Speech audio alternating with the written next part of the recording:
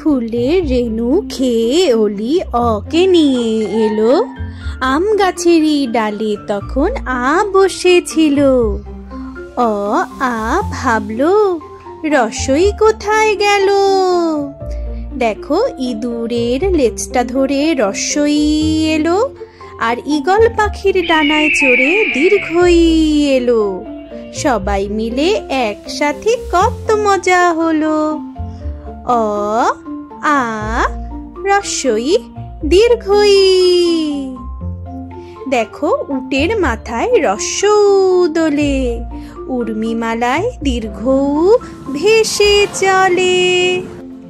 রি আর ঋষি ধ্যানে বসেন, রস্য দীর্ঘ রি। একতারা হাতে নিয়ে এসে গেল, ঐরাবতের পিঠে চড়ে ওই এলো।